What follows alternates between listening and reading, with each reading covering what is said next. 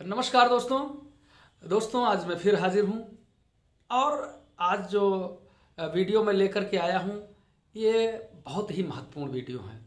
महत्वपूर्ण उनके लिए है वो लोग जिनका सपना है पुलिस में आने का और जिनके परिवार में कोई पुलिस में आना चाहता है, जिनके यार दोस्त पुलिस में आना चाहते हैं या उनके रिश्तेदार पुलिस में आना चाहते हैं। तो उनके लिए ये आज का वीडियो बड़ा ही महत्वपूर्ण रहने वाला है। मैं थोड़े दिन पहले शायद 8-10 दिन हुआ होगा एक वीडियो लेकर आया था जिसमें मैंने बताया था कि उत्तर प्रदेश पुलिस में सब इंस्पेक्टर की भर्ती होने वाली है और लगभग 9,400 वैकेंसी आने की उम्मीद है। जब मैंने वो वीडियो डाला था तो आप लोगों ने बहुत उस वीडियो को देखा और बहुत मुझे फ़ोन किया, बहुत बार फ़ोन किया मुझे। लेकिन लोगों ने उस वीडियो को डालने के बाद लगातार मुझे फ़ोन कर करके कि जो है आज तो नहीं आई भर्ती, आज तो नहीं आई भर्ती, आज भी नहीं आई भर्ती। तो मैंने कहा भाई ये तो जो अखबार की बात थी वो मैंने बताई थी। अब कोई भर्ती मैं निकालता तो हूँ नहीं, लेकिन यह है कि जब पेपर में बात आई है तो भर्ती आएगी ज़रूर। तो अब वो समय आ गया है मेरे दोस्तों। आप लोग दिल थाम के बैठिए और दिल थाम के क्या बैठिए, तैयारी में आप लोग पहले से ही जुटे थे, उस तैयारी को और तेज कर दीजिए क्योंकि उत्तर प्रदेश पुलिस में सब इंस्पेक्टर, प्लाटून कमांडर, अग्निशमन अधिकारी की भर्ती आ चुकी है। शुभ दिन आयो रे, मतलब वो दिन आ गया जिस दिन का इंतजार था आप लोगों को। हमको तो आपसे ज़्यादा इंतजार था, हमको रोज़ सफाई देनी पड़ती थी। तो वो भर्ती आ गई है सब इंस्पेक्टर की। अब आज का जो वीडियो है वो इस बात पर मेरा वीडियो है कि सब इंस्पेक्टर का बनने के लिए, सब इंस्पेक्टर बनने के लिए, प्लाटून कमांडर बनने के लिए, अग्निशमन अधिकारी बनने के लिए क्या क्या योग्यता होनी चाहिए, कौन कौन फार्म को अप्लाई कर सकता है सब इंस्पेक्टर बनने के लिए। तो चलिए बारी बारी बताता हूँ। कल का ही नोटिफिकेशन है तो एकदम पूरा वर्ड टू वर्ड तो मुझे याद नहीं हुआ है, लेकिन जो मुख्य बातें मैंने उसकी नोट की हैं वो सब मैं आपसे शेयर करता हूँ। थोड़ा सा डायरी में भी मैंने लिख रखा है तो उधर भी बीच बीच में मैं देखता रहूँगा। जैसे सब इंस्पेक्टर की भर्ती जो आई है, सबसे पहले ये कि इसमें कुल कितनी जगहें हैं, ये सबसे महत्वपूर्ण होता है। लड़के लोग कहते हैं यार 50,000 जगह आ गई, 20,000 जगह आ गई, अरे यार ये तो 300 जगह है, यार ये तो 5 ही जगह है। मेरे दोस्तों वो 5 जगह हो या 50 हो या 50,000 हो, आपको जो ज़रूरत होती है वो सिर्फ एक नौकरी की ज़रूरत होती है, एक सेवा की ज़रूरत होती है। और कोई भी भर्ती कम से कम एक आदमी के लिए ज़रूर आती है, तो दूसरा क्यों, आप क्यों नहीं। तो जो सबसे पहली जानकारी है वो ये है कि सब इंस्पेक्टर, प्लाटून कमांडर, अग्निशमन अधिकारी की टोटल जो भर्तियां आई हैं ये जो है 9,534 लोग इसमें लिए जाएंगे। अगर ऐसे कहा जाए कि क्रमवार किसमें कितने हैं तो सब इंस्पेक्टर के लिए 9,027 भर्ती हैं, प्लाटून कमांडर के लिए 484 भर्ती हैं और अग्निशमन अधिकारी के लिए 23 भर्तियां हैं। आप लोग इतना तो जानते ही होंगे कि सब इंस्पेक्टर सिविल पुलिस का होता है, प्लाटून कमांडर जो है वो पीएससी में होते हैं और अग्निशमन अधिकारी जो है वो फायर सर्विस में होते हैं। वेतन सबका बराबर ही होता है। तो ये टोटल जो है भर्तियां 9,534 हैं। अब अगली बात आती है कि आदमी कहता है यार तनख्वाह क्या मिलेगी हमको, हम भर्ती हो गए तो हमको तनख्वाह क्या मिलेगी। तो मैं बताता हूं आपको कि जो इस भर्ती का ग्रेड पे है वो 4,200 रुपये है। 4,200 रुपये ग्रेड पे का मतलब ये कि आपको स्टार्टिंग में मुझे लगता है 35,000 से 40,000 तनख्वाह से आपकी शुरुआत होने वाली है। आप इस सेवा में आए तो 35-40 हज़ार रुपये, बहुत जोड़ घटाव मुझे ज़्यादा आता नहीं है, लेकिन 35-40 हज़ार एक मोटा मोटा आपको मैं बता रहा हूँ कि इतनी तनख्वाह आपको शुरुआत में मिलेगी। अब इसमें कौन कौन अप्लाई कर सकता है? तो इसमें सभी महिला पुरुष अप्लाई कर सकते हैं। महिलाओं के लिए जो है वो केवल सब इंस्पेक्टर की भर्ती है, जो 9027 भर्तियां हैं, इसी में उनको जो है सेलेक्ट होना है। अग्निशमन अधिकारी में जो है महिलाएं नहीं ली जाती हैं, और प्लाटून कमांडर में भी महिलाएं नहीं ली जाती हैं। तो 9027 भर्तियां हैं जिसमें महिलाएं अप्लाई कर सकती हैं, लड़कियां अप्लाई कर सकती हैं। अप्लाई एक ही होगा, उसी में से जो है जिसकी मेरिट सबसे अच्छी रहेगी उसको सिविल पुलिस में लिया जाएगा। उसके बाद वाली मेरिट को जो है प्लाटून कमांडर लिया जाएगा, और उसके बाद वाले मेरिट वाले को अग्निशमन अधिकारी या फायर सर्विस में लिया जाएगा। अब देखिए, एक बात अगले आती है कि इसमें आरक्षण क्या क्या रहेगा। तो आरक्षण के बारे में बताता हूं कि वो जो आर्थिक रूप से पिछड़े हुए लोग हैं उनको 10% का आरक्षण है, और जो अन्य पिछड़ा वर्ग है उसको 27% का आरक्षण है, और जो अनुसूचित जाति है उसको 21% का आरक्षण है, और अनुसूचित जनजाति को 2% का आरक्षण है। ये तो टोटल भर्ती का जो 50% आरक्षण 60% आरक्षण मैंने आपको बता दिया। अब इसी में क्षैतिज आरक्षण होता है। क्षैतिज आरक्षण मतलब आरक्षण में ही आरक्षण, मतलब महिलाएं हैं तो उनको उनकी कैटेगरी में आरक्षण मिलेगा। सामान्य महिलाओं को सामान्य भर्ती के उसमें आरक्षण है, ओबीसी को ओबीसी में, और शेड्यूल कास्ट को शेड्यूल कास्ट में। तो क्या आरक्षण है? जैसे महिलाएं जो है, सबसे पहले महिलाओं की बात हम करें तो महिलाओं का आरक्षण 20% है। मतलब आप ऐसे समझ लीजिए कि अगर 100 लोग सेलेक्ट किए जाते हैं तो उसमें से 20 महिलाएं सेलेक्ट की जाएंगी। अब वो 20 महिलाएं उसी क्रम में होंगी, सामान्य में होंगी, आर्थिक रूप से पिछड़े में होंगी, शेड्यूल कास्ट में होंगी, शेड्यूल ट्राइब्स में होंगी, और ओबीसी में होंगी। तो स्वतंत्रता संग्राम का सेनानी जो रहे हैं, स्वतंत्रता संग्राम सेनानी रहे हैं, उनके परिवार, उनके आश्रितों को 2% का आरक्षण है। जो भूतपूर्व सैनिक हैं उनको 5% का आरक्षण है। तो ये आरक्षण जो महिलाओं का, भूतपूर्व सैनिकों का और स्वतंत्रता संग्राम सेनानी के जो आश्रित हैं उन लोगों का आरक्षण है, वो जो मुख्य आरक्षण है उसी के अंतर्गत दे है। अब जैसे सोचते हैं कि हम बनेंगे क्या, हम बनेंगे क्या, तो वो आपको जैसा आप नंबर पाएंगे उस हिसाब से आप बनेंगे। अगर आपने हाईएस्ट पाया है तो आप सिविल पुलिस में जाएंगे। उसके बाद अगर उससे थोड़ा सा कम नंबर मिला है तो आप प्लाटून कमांडर में जाएंगे, और उससे कम नंबर पर अग्निशमन अधिकारी में जाएंगे। मतलब टॉप जो प्रायोरिटी है वो सब इंस्पेक्टर की ही है, और बड़ी फिल्में भी हिट हुई हैं सब इंस्पेक्टर पर, तो प्रायोरिटी पर होना भी चाहिए। तो ठीक है, अब आगे थोड़ा सा मैं बताता हूं आपको कि आवेदन तो आ गया है। कब आया है? कल आया है। आवेदन करने की तिथि क्या है और कैसे आवेदन होगा? तो मेरे दोस्तों, आवेदन जो है वो ऑनलाइन होगा। 1 अप्रैल से 30 अप्रैल के बीच में होगा, और इसी के साथ साथ जो है रात 12 बजे तक होगा, 30 अप्रैल तक। और जो एक शुल्क निर्धारित किया गया है हमारी सरकार के द्वारा कि क्या शुल्क अप्लाई करना होगा आपको इस परीक्षा में बैठने के लिए, तो वो 400 रुपये है, और वो सभी कैटेगरी के लिए है। वो सामान्य के लिए भी है, ओबीसी के लिए भी है, और महिलाओं के लिए भी है। अब रही बात कौन कौन आवेदन कर सकता है, तो उसमें जैसे वो भारत का नागरिक होना चाहिए। दूसरी चीज, तिब्बत का शरणार्थी होना चाहिए। अगर तिब्बत का शरणार्थी है, 1962 से पहले आ गया है, तो भी अप्लाई कर सकता है। इसके अलावा भारतीय मूल का कोई भी व्यक्ति जो अस्थायी निवास करने के उद्देश्य से पाकिस्तान, बांग्लादेश या अफ्रीकी देशों से, म्यांमार आदि से आ गया है और परमानेंट यहाँ निवास कर रहा है। अब ये तो जो छोटी छोटी बातें थी मैंने आपको बताई। आगे भी मैं बताता चल रहा हूँ आपको कि क्या योग्यता होनी चाहिए। अब जैसे एक लोग फोन किए, कहे भैया दरोगा की भर्ती आ गई है, तो तो हम फार्म भर दें? हम कहना हाँ बिल्कुल भर दो।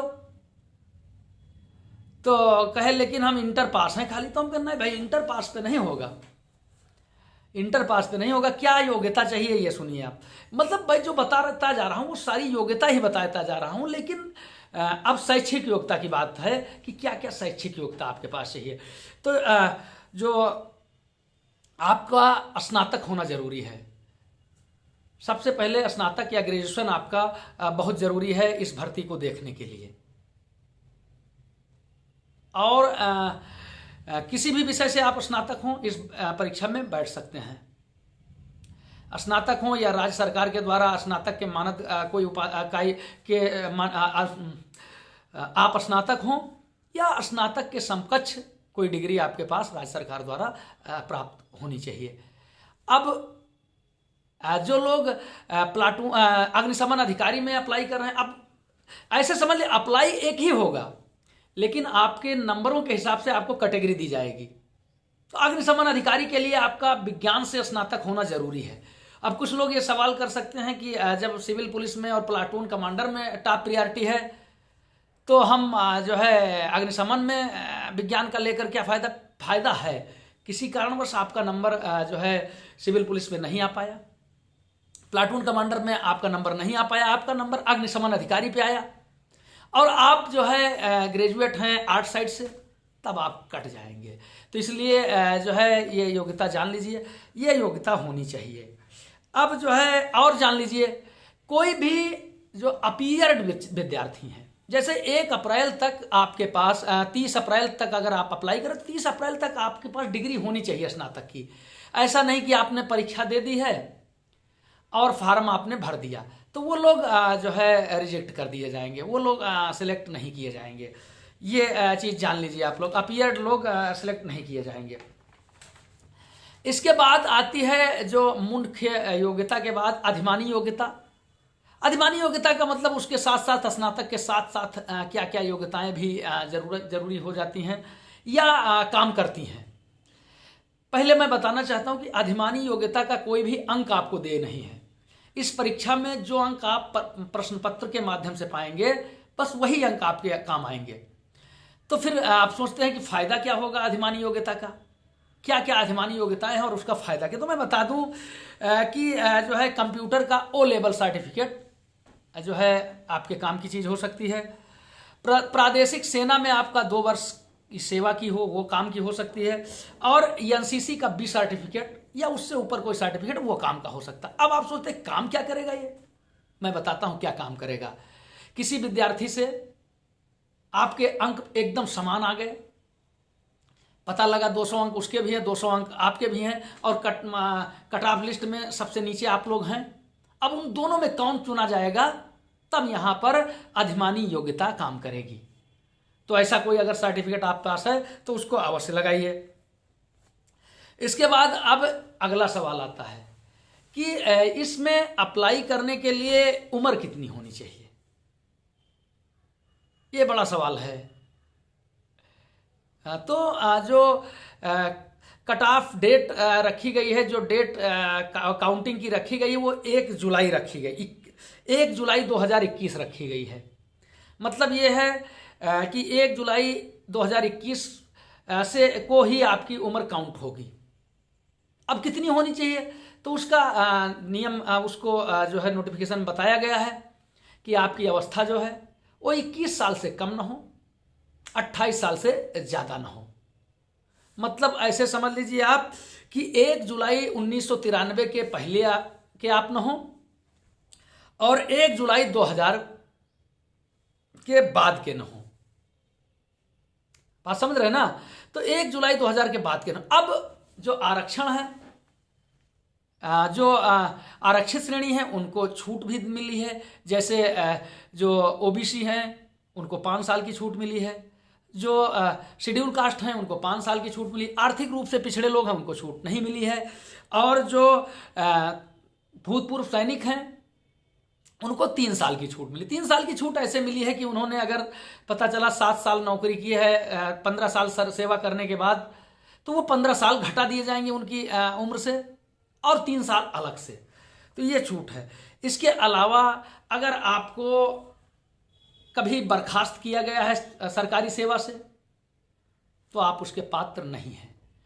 आपको किसी न्यायालय के द्वारा दंडित किया गया, इसीलिए कहते हैं ना मुकदमे से बचे रहा करिए, है ना। तो अगर किसी मुकदमे में दंडित किया गया है किसी अदालत के द्वारा तो भी आप इसके पात्र नहीं हैं।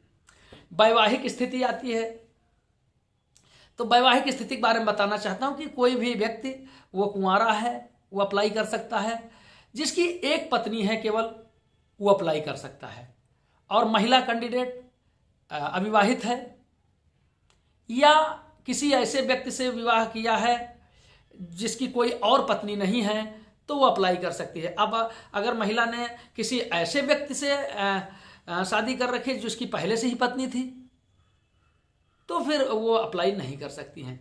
लेकिन इसमें भी राज्य सरकार अगर परिस्थितियों को देखते हुए उपयुक्त पाती है कि नहीं परिस्थितियों के अनुसार दूसरी शादी की गई है तो वो छूट भी दे सकती है।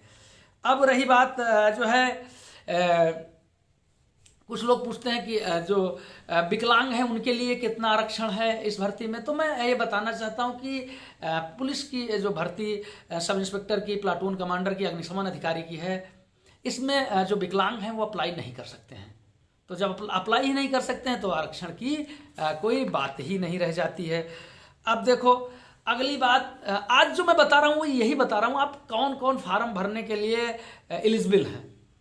अगला वीडियो जब बनाऊंगा तो फिर बताऊंगा आगे की बात। लेकिन आज आप सुनिए, आपकी लंबाई कितनी होनी चाहिए, ये बड़ा महत्वपूर्ण प्रश्न है कि आपकी लंबाई कितनी होनी चाहिए, आपका वजन कितना होना चाहिए, आपके सीने की माप कितनी होनी चाहिए, ये महत्वपूर्ण है। तो मैं बता दूं आपको कि जो पुरुष कैंडिडेट हैं उनकी लंबाई 168 सेंटीमीटर न्यूनतम होनी चाहिए। जो शेड्यूल ट्राइब्स के लोग हैं उनको 8 सेंटीमीटर की छूट है, उनकी लंबाई न्यूनतम 160 सेंटीमीटर होनी चाहिए। वजन कितना है ये चीज मांगा नहीं गया है। सीने का जो माप है वो आपका सीना जो है 79 सेंटीमीटर होना चाहिए, और जब आप हवा भर के अंदर हवा भर के फुलाएं तो वो 82 सेंटीमीटर कम से कम होना चाहिए। और जो शेड्यूल ट्राइब्स हैं उनका 77 सेंटीमीटर होना चाहिए, और हवा भरने पर 5 सेंटीमीटर और बढ़ना चाहिए, यानी 82 होना चाहिए। मतलब ये आप सीधा समझ लें कि 5 सेंटीमीटर सीने में फुलाव आपके जरूरी है। जो महिलाएं हैं, जनरल महिलाएं हैं, उनके लिए 152 सेंटीमीटर हाइट होनी चाहिए, 40 किलो कम से कम वजन होना चाहिए। सीने का माप के बारे में नहीं मांगा गया है महिलाओं का। तो दूसरी चीज जो शेड्यूल ट्राइब्स की लड़कियां हैं उनकी हाइट 147 सेंटीमीटर कम से कम होनी चाहिए, और जो वजन है वो 40 किलोग्राम उनके लिए भी बताया गया है। अब देखो आरक्षण के बारे में मैं बता ही चुका हूं, और जब आप फॉर्म भरने चलें तो जो है जो भी सर्टिफिकेट आपके पास हैं, हाई स्कूल, इंटर, ग्रेजुएशन, इसके अलावा जो अधिमानी योग्यता वाले हैं, कंप्यूटर वो लेवल, जाति सर्टिफिकेट, वो सारी चीज़ें आप जरूर सबमिट करें। और जब जो फोटो आप लगाते हैं, अगर आप किसी सेवा में हैं, जैसे पुलिस में है, होमगार्ड में है, पीएससी में सिपाही हैं या फौज में है, तो फॉर्म भरते समय एक चीज़ करना है कि अपनी फोटो जो है वो वर्दी में नहीं लगानी है। चश्मा जो है अगर आप लगाए हैं तो वो रंगीन चश्मा नहीं होना चाहिए, आपकी आंख साफ साफ दिखनी चाहिए फोटो में, फोटो क्लियर होना चाहिए, 6 महीने के अंदर का होना चाहिए, और जो है टोपी ना पहने रहो, मफलर ना पहने रहो, है ना, टोपी ना पहने हो आप, मफलर ना पहने हो आप, और जो चश्मा है वो रंगीन ना हो। तो ये मैंने आज आप लोगों को ये वीडियो जो बताया मेरे दोस्तों वो ये कि कौन कौन लोग सब इंस्पेक्टर, प्लाटून कमांडर, अग्निशमन अधिकारी का फॉर्म भर सकते हैं। अगला वीडियो जो मैं बताऊंगा उसमें आपको ये बताऊंगा कि क्या क्या परीक्षा होती है, फिजिकल कैसे होता है, डॉक्टरी कैसे होती है, और रिटन परीक्षाएं कैसे होती हैं, वो अगले वीडियो में आपको बताऊंगा।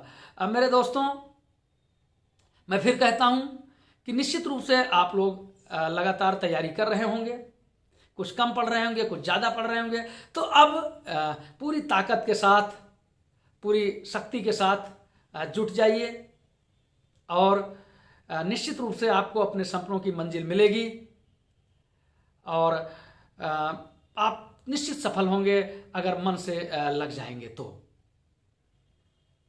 आप बहुत अच्छे विद्यार्थी नहीं रहे हैं, वो मैटर नहीं करता है। आप 20 घंटा नहीं पढ़ पा रहे हैं, ये भी बहुत मैटर नहीं करेगा। बस ये है कि आप मन से जब लग जाएंगे तो ईश्वर आपको जरूर सफल करेगा। और परिचय बता दें अपना। अरे भाई, नहीं जान पाए? धर्मराज उपाध्याय, इंस्पेक्टर, जनपद सीतापुर में मैं पोस्ट हूँ। निश्चित रूप से आप लोग को जानकारी देने वाले बहुत लोग होंगे, लेकिन जो मेरी अपनी लाइबिलिटी है वो भी मैं जब तक निभा नहीं लेता हूँ, मुझे चैन नहीं मिलता है। तो मैं धर्मराज उपाध्याय, कवि शायर, इंस्पेक्टर, आप लोग यूट्यूब पर, फेसबुक पर जहाँ भी सर्च करेंगे हम मिल जाएंगे और इसी तरीके से आप लोगों को बताते रहेंगे। जो मेरा अगला वीडियो होगा वो मैं बता ही चुका हूँ कि जो है वो होगा परीक्षा कैसे होती है, फिजिकल और रिटन। तो मेरे दोस्तों, अभी विदा लेता हूं और इस वीडियो को ज़्यादा से ज़्यादा आप लोग शेयर अवश्य करिएगा। जय हिंद, जय भारत।